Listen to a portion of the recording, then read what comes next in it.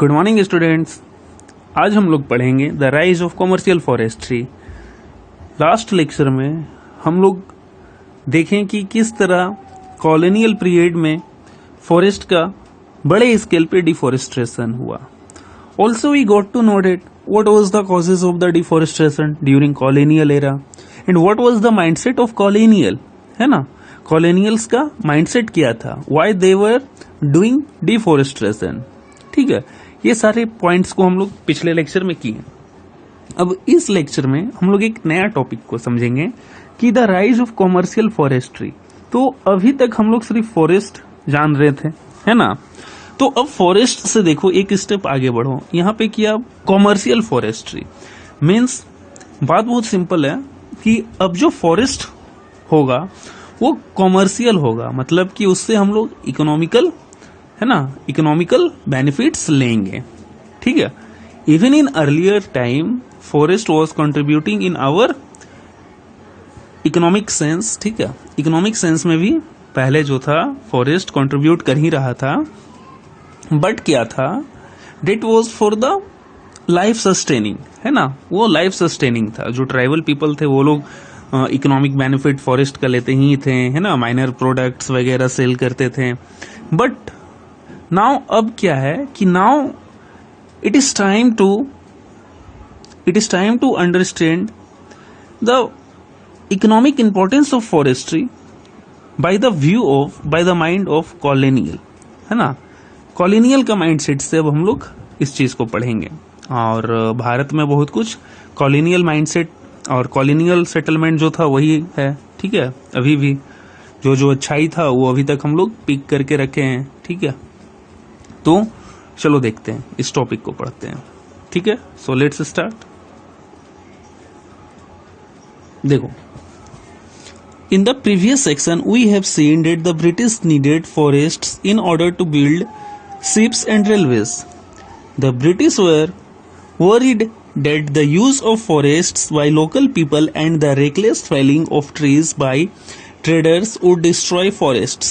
ठीक है, Britishers were worried थे वो लोग कि जो फॉरेस्ट है अगर वो लोकल पीपल और इतना तेजी से पेड़ कटेगा, ठीक है, तो ये फॉरेस्ट को डिस्ट्रॉय करेगा। पहले इनका कंसिडरेशन था कि फॉरेस्ट क्या अनप्रोडक्टिव है, पहले का लेक्चर में देखे थे, तो वहां पे कल्टीवेशन किया जाए। बट क्या है कि अब यहाँ पर नजरिया जो है ना, उस बीच का जो गैप है ना, वो गैप फिलिंग वाला इशू है ना।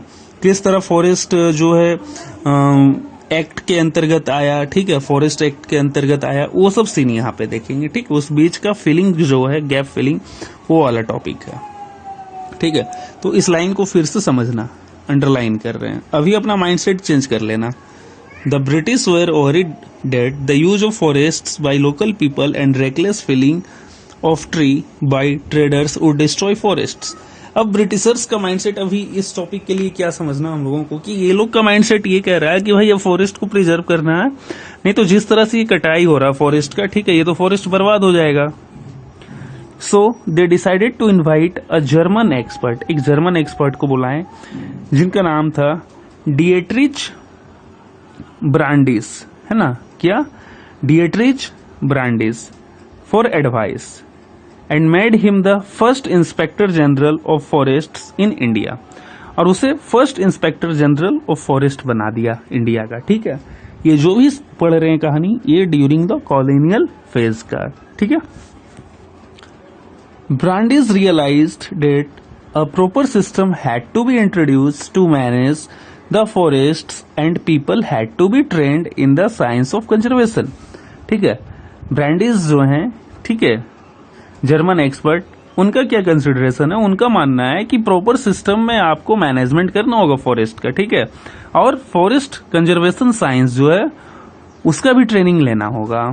ठीक है, फिर देखो आगे,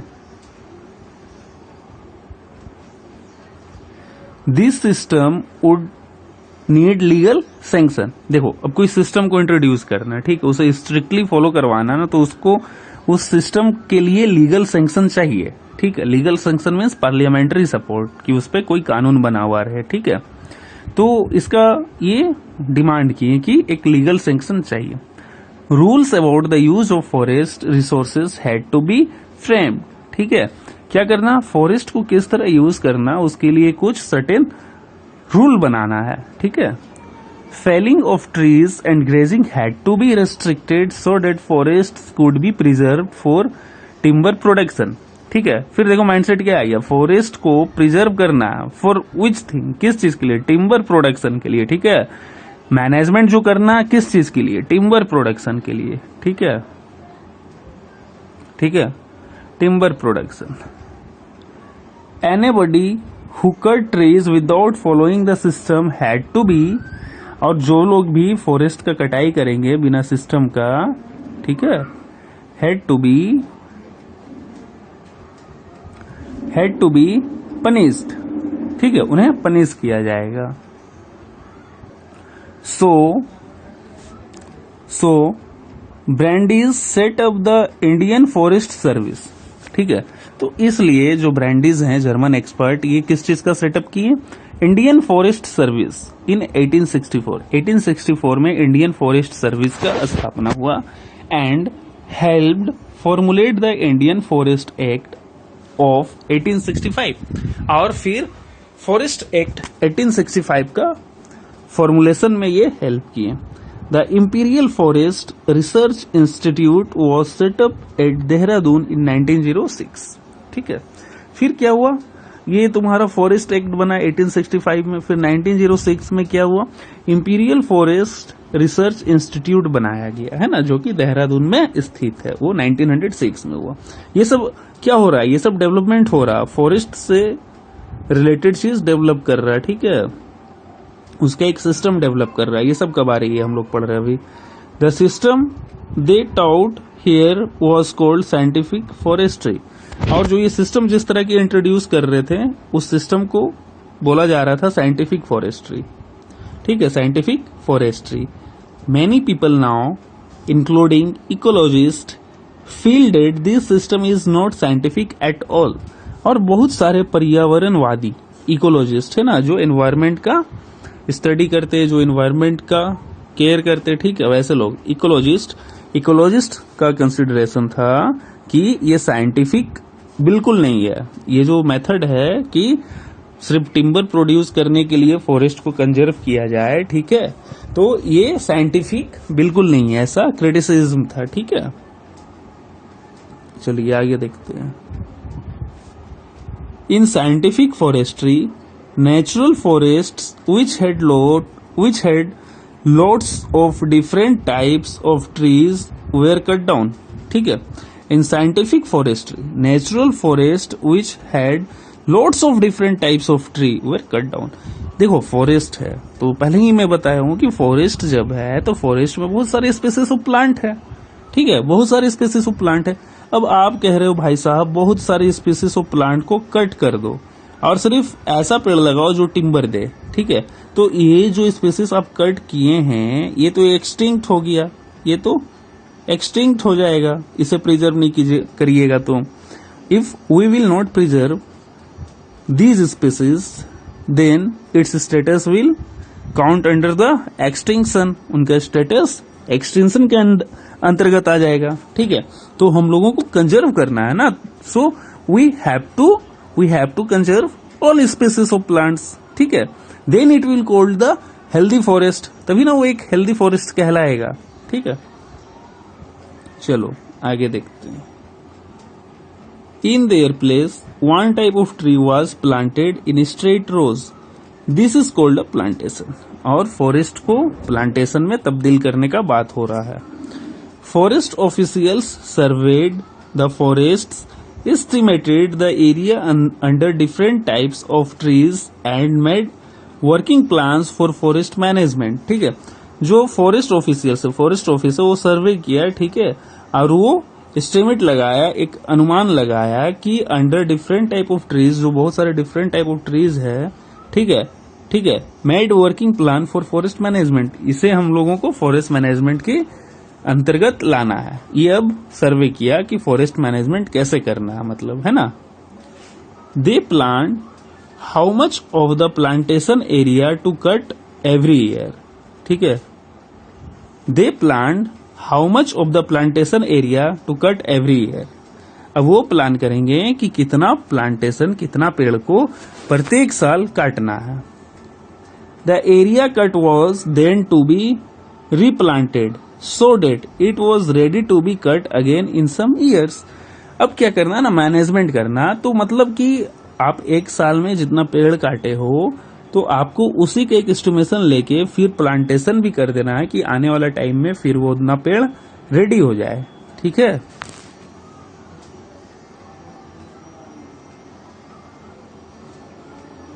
after the forest act was enacted in 1865, after the forest act was enacted in 1865, forest act जब इनेक्ट हो गया 1865 में, ठीक है, उसके बाद का बात है, इट वॉज अमेंडेड ट्वाइस, फिर उसे दो बार अमेंड किया गया, संशोधित किया गया दो बार, once in 1878 and then in 1927, फिर एक बार 1878 में किया गया अमेंडमेंट और फिर 1927 में। The 1878 act divided forests into 3 categories. देखो ये जो अमेंडमेंट हुआ 1878 में, ठीक है, तो ये अमेंडमेंट जब हुआ ना तो वहां क्या हुआ कि जो फॉरेस्ट है उसे 3 कैटेगरीज में डिफाइन किया गया, reserve, protected and village forest. ठीक है, ये 3 कैटेगरी में डिफाइन किया गया। The best forests were called reserve forest, जो बेस्ट फॉरेस्ट है वो रिजर्व फॉरेस्ट है। ठीक है, villagers could not take anything from these forests even for their own use. और जो प्रोटेक्टेड फॉरेस्ट है, ठीक है, सॉरी प्रोटेक्टेड नहीं, रिजर्व है ना, जो रिजर्व फॉरेस्ट है, ठीक है, वहां से विलेजर्स भी कुछ नहीं ले जा सकते, मीन्स कि वो फॉरेस्ट पे किसी तरह का कोई छेड़छाड़ कोई नहीं करेगा। फॉर हाउस बिल्डिंग्स और fuel they could take wood from protected और विलेज फॉरेस्ट। तो रिजर्व फॉरेस्ट से आपको कुछ नहीं मिलने वाला है, तो जो विलेजर्स हैं वो कहां से रिसोर्स अपना एक्यूमुलेट करेंगे, प्रोटेक्टेड एंड विलेज फॉरेस्ट से। ठीक है, आई होप यहां तक तो बढ़िया से समझ में आ गया होगा। ठीक है, यहां पे देखो ये फिगर है, figure 11, imperial forest school Dehradun India, है ना, देहरादून में स्थित जो इंपीरियल फॉरेस्ट स्कूल है उसका ये फिगर है। The first forestry school to be inaugurated in British empire from Indian forester volume 31। ठीक है, ये इंडियन फॉरेस्टर जो सोर्स है वहां से लिया गया है। ठीक है, फिर यहाँ पे बहुत सारा फिगर है। ठीक है, ये फिगर देखो क्या है, फिगर 10 जो है, अ दियोदार प्लांटेशन इन कांगड़ा। ठीक है, कांगड़ा में जो है प्लांटेशन का ये फोटो है दियोदार पेड़ का। ठीक है, ये सब ओल्ड रिकॉर्ड है, किस तरह चेंज हुआ है फॉरेस्ट वो देखो। ठीक है, फिर ये फिगर जो 9th है ये है 1 acre of a managed poplar forest in Tuscany Italy. ये इटली का फॉरेस्ट। ठीक है, एक लाइन से लंबा पेड़ लगा हुआ। ठीक है, ये देखो इस तरह से फॉरेस्ट स्ट्रक्चर आस्ते आस्ते भारत में भी कॉलोनियल पीरियड के अंतर्गत चेंज होता गया। ठीक है, अब देखो इसका अंतर्गत, ठीक है, ये जो सेकेंड टॉपिक है कॉमर्शियल फॉरेस्ट्री, इसका अंतर्गत under this topic this is our first sub topic. ठीक है, how were the lives of people affected. ठीक है, how were the lives of people affected, तो पीपल का लाइफ किस प्रकार कैसे अफेक्ट हुआ, है ना, कैसे अफेक्ट हुआ। ठीक है, ये देखेंगे। अब क्या है कि देखो हमारे साथ क्या भारत में क्या फॉरेस्ट में आदिवासी भी रहते हैं, है ना, जिन्हें हम लोग एबोरिजिनल बोलते हैं या ट्राइबल पीपल बोलते हैं, तो वो तो उनका घर है ना। ठीक है, tribals are dweller of forest. ठीक है, तो अब भारत में आप चेंज कर रहे हैं फॉरेस्ट सिस्टम, फॉरेस्ट लॉ ला रहे हैं, तो वो लोग जो लोग फॉरेस्ट में रह रहे हैं उन पे क्या उसका इफेक्ट हो रहा है। ठीक है, उस चीज को अब हम लोग पढ़ेंगे, क्योंकि 8th क्लास में पढ़े होगे ट्राइबल रिवोल्ट, तो तुम ट्राइबल रिवोल्ट को थोड़ा बहुत इस जगह से जोड़ के समझ सकते हो कि ट्राइबल रिवोल्ट क्यों किया। ठीक है, और भी रीजन था, this was one of that main reason. ठीक है, ये जो फॉरेस्ट में परिवर्तन है ये उनमें से एक सबसे बड़ा रीजन है। ठीक है, तो चलो आगे पढ़ते हैं हम लोग अब। Forester's and villagers had very different ideas of what a good forest should look like. ठीक है, जो फॉरेस्टर्स हैं और विलेजर्स हैं, ठीक है, हैड वेरी डिफरेंट आइडिया, उनके पास डिफरेंट डिफरेंट आइडियाज है, ठीक है, कि एक गुड फॉरेस्ट कैसा होना चाहिए. Villagers wanted forests with a mixture of species to satisfy different needs, fuel, fodder, leaves. ठीक है, जो विलेजर्स थे, ठीक है, जो वहां के विलेजर्स थे, वो चाहते हैं कि फॉरेस्ट जो हो वो मिक्सचर ऑफ स्पीसीज हो, डिफरेंट डिफरेंट पेड़ रहेगा, ठीक है, डिफरेंट डिफरेंट पौधा रहेगा, तो उससे क्या होगा कि नीड सेटिस्फाई होगा एक दूसरे का. ठीक है, जैसे कि कुछ बेसिक नीड्स ले लो, फ्यूल, जलावन, लकड़ी वगैरह, जानवर का खाने के लिए कुछ पत्ता वगैरह. ठीक है,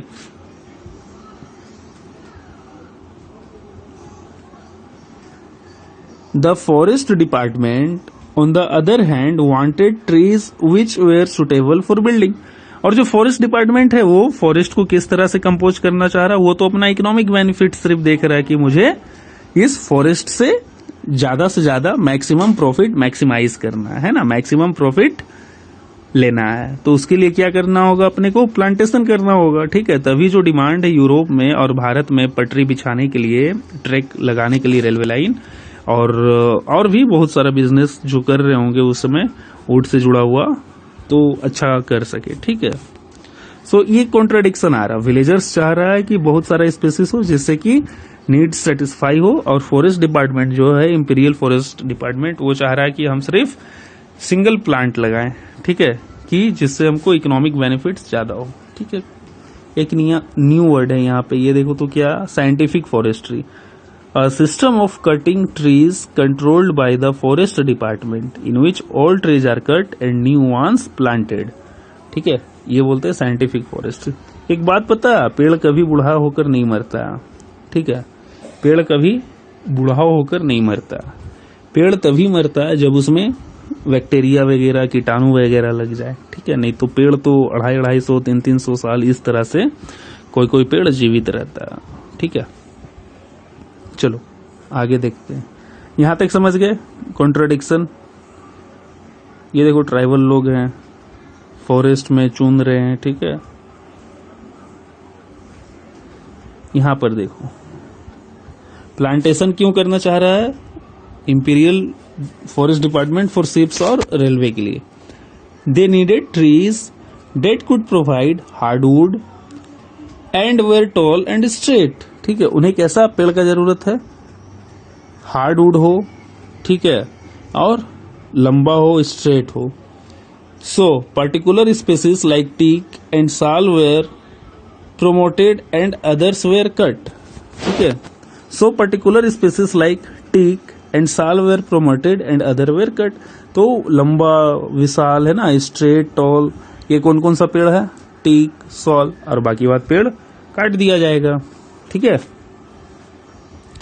इन forest areas people use forest products. ठीक है, फॉरेस्ट प्रोडक्ट्स यूज करते हैं फॉरेस्ट एरिया में.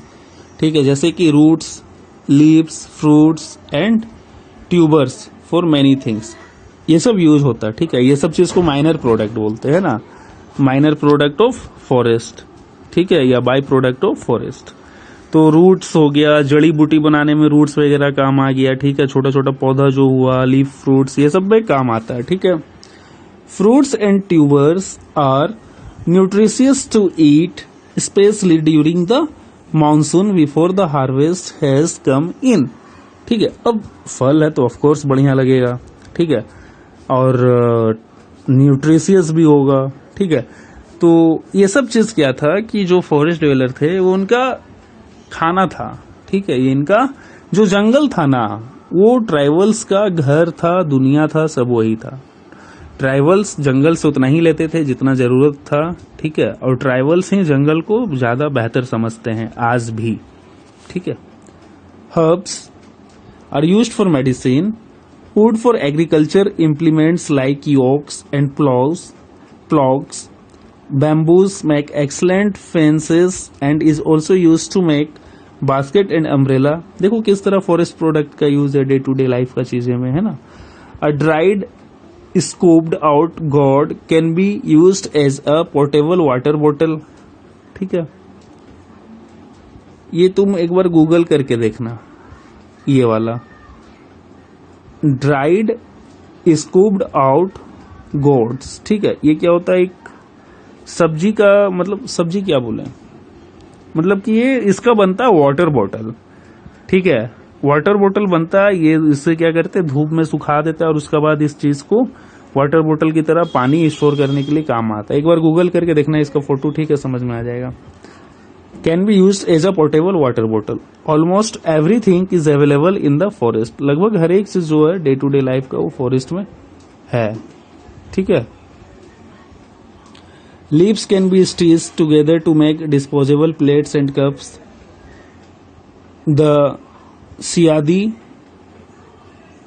बोहिनिया ववली, है ना, siadi creeper can be use to make ropes, रस्सी बनाने में। And thorny bark of the semur, ठीक है, सिल्क कॉटन जो होता, semur trees is use to grate vegetables. ठीक है, oil for cooking, to light lamps can be pressed from the fruits the mahua trees. ठीक है, ये सब चीज जो है फॉरेस्ट प्रोडक्ट का यूज होता है, महुआ ये सब चीज में यूज होता है। ठीक है, सेमूर का यूज, ठीक है, ये सब का यूजेस हम लोग देख लिए। ठीक है, तो आज हम लोग इस लेक्चर को यहीं तक रोक के रखते हैं। फॉरेस्ट प्रोडक्ट का यूजेस देख लिए। ठीक है, नेक्स्ट लेक्चर में इस जगह से स्टार्ट करेंगे। द फॉरेस्ट एक्ट मेंट सर्व। ठीक है, फॉरेस्ट एक्ट क्या था उस चीज के बारे में हम लोग आगे करेंगे। तो आई होप यहां तक बढ़िया से समझ में आ गया होगा। ठीक है, तब तक के लिए thank you, goodbye, take care. और घर पे फिर से इसे रिवाइज कीजिएगा अपना बुक से।